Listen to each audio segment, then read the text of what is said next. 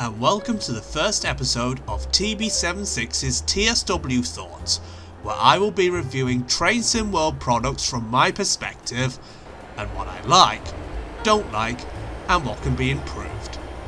I am independent of Dovetail Games, so I am not endorsed by DTG. I am giving my own brutally honest opinions on TSW add-ons.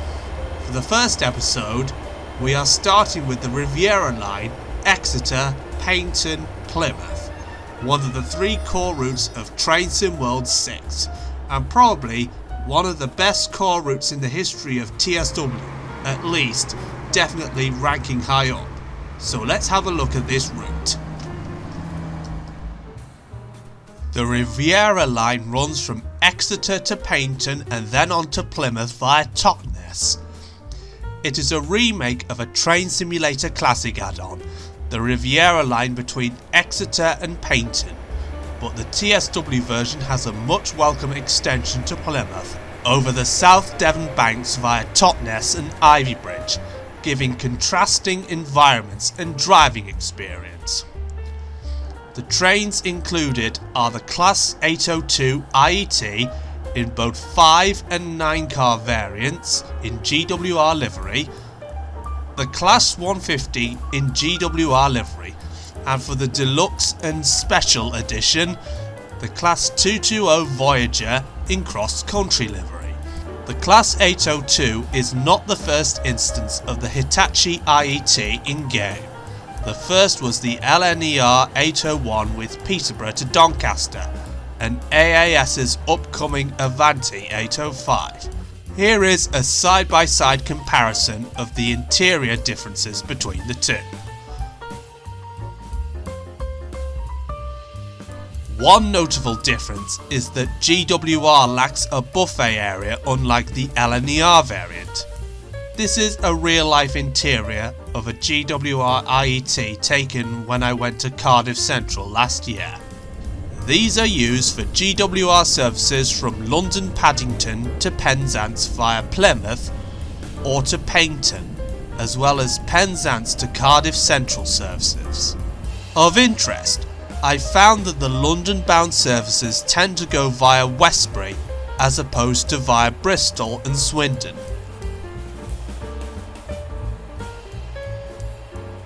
The Class 150/2 is used for services between Exmouth and Paignton, although only drivable from Exeter St David's to Paignton. Some services are split into two parts for waiting at Starcross to let fast services through. Here is a comparison between the sounds of the TSW Class 150 and a real-life 150, which I recorded at Kirkhamerton in summer of 2022.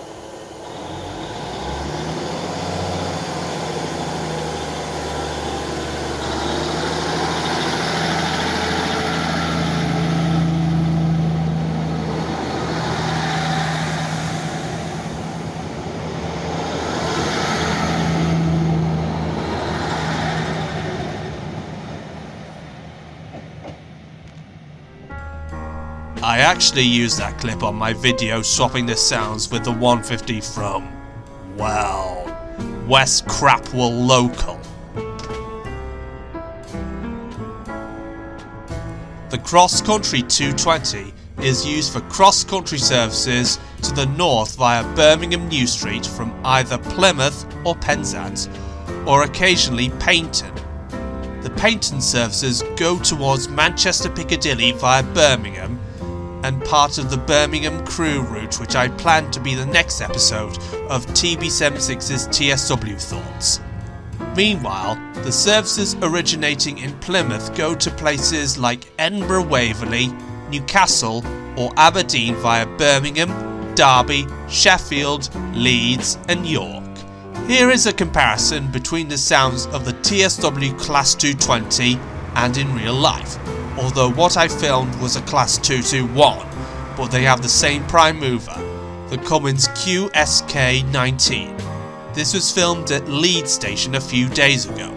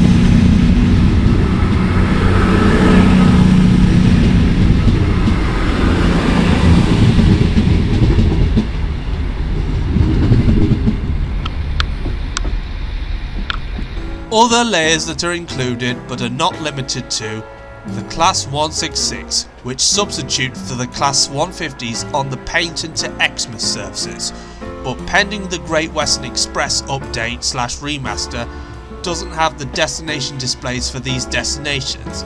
Also, the HST from the GW Express in 4-car formation represents the GWR Castle sets, which following their retirement from express runs are used on the Cardiff Central to Penzance services.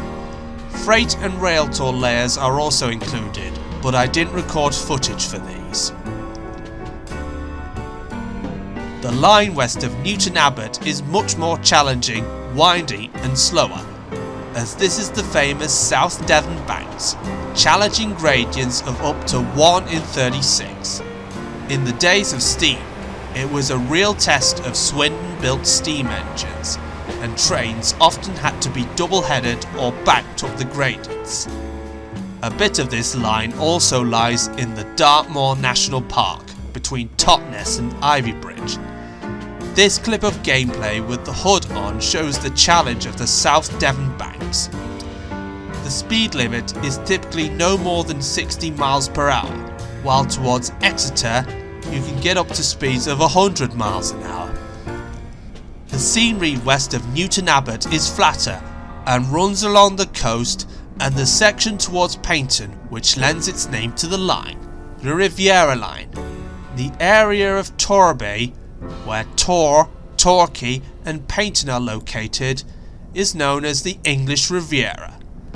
The most notable section of the line is the Dawlish Seawall, which runs along the coast from Teignmouth to Dawlish Warren. It runs next to the sea and the sandstone cliffs for its course. Another notable feature is at Starcross, and it's the engine house for Brunel's failed attempt at the atmospheric railway, which was meant to use air pressure to move the trains as opposed to steam engines, as Brunel had his doubts about the capabilities of conventional steam engines of the day.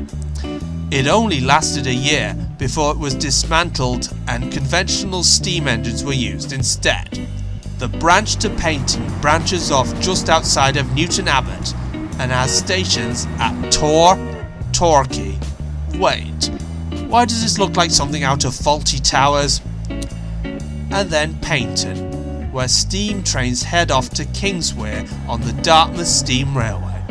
There is also the Totnes Riverside station modelled on the South Devon Railway to Buckfastleigh, which is famous for the nearby Benedictine monastery Buckfast Abbey, in turn famous for their Buckfast tonic wine.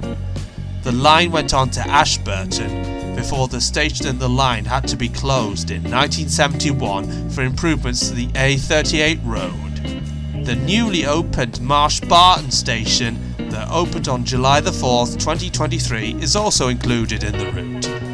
It serves the Marsh Barton Industrial Estate outside of Exeter, and there's a scenario covering the opening of the station. I'm pretty sure that this Jeff person here is meant to be Jeff Marshall. That was an overview of the route. Now on to what I like, don't like, and what can be improved. So, what I like about the route. First off, the scenery is excellent, especially the bit around the Dawlish seawall, the red sandstone cliffs, the beach and the sea. I'm pretty sure that I heard that Rivet Games had a hand in developing the scenery for this route. If it is true, then it is definitely a redemption for Rivet. I also like the theme park at Dawlish Warren with the Crazy Golf. I mean, come on. Doesn't this give you childhood memories of when you went to the theme park with your parents?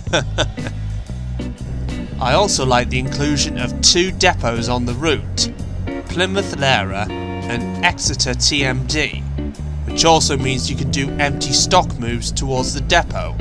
Exeter TMD especially is just next door to Exeter St David Station. The coastal sections on the line are a real selling point for this route, and one that I really like. The Dawlish section is not the only coastal section on the line. There's the bit around Starcross, just outside of Plymouth, and towards Paignton. If I was to choose 2 of my favourite stations on this route, it would be Tor and Totnes, because I really like the old GWR atmosphere and the old GWR signs of the stations. It kind of reminds me of Hebden Bridge Station in West Yorkshire, where it looks old but yet functions as a modern station.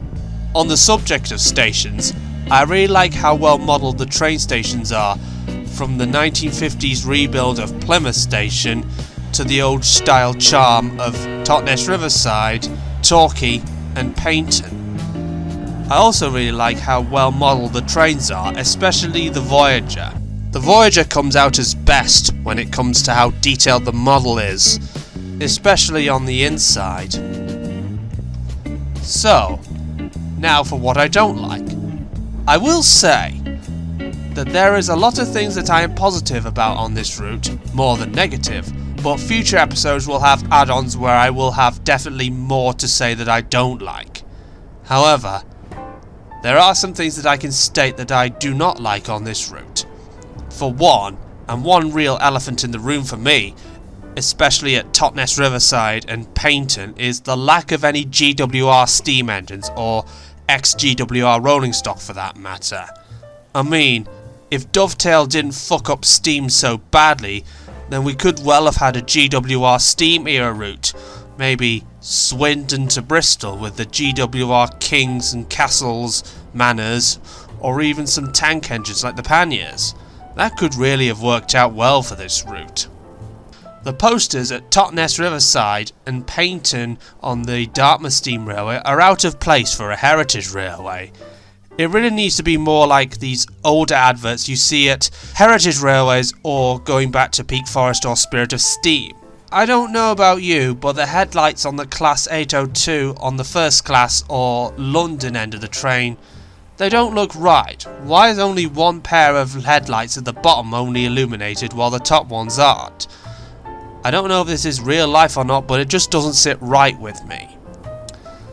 At Dawlish, the camping coaches textures are a bit rough. I mean, they are pieces of old rolling stock after all, and if Dovetail could do the same detail to active rolling stock, then I can't see why they can't do the same to these.